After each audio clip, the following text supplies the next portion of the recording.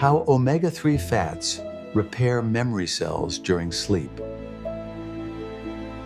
Bedtime teas like this chamomile really help improve brain relaxation. It's amazing how it aids in memory storage while you sleep. Incredible how these antioxidants can actually repair the memory neurons in your brain while you sleep. You know, these healthy fats are incredible. They actually work to strengthen your brain connections overnight.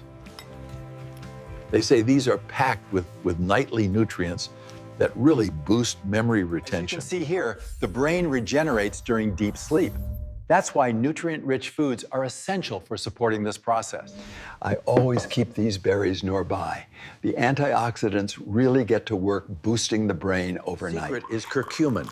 It crosses the blood-brain barrier, directly supporting cognitive function and enhancing memory. Leafy greens are packed with the vitamins essential for seniors.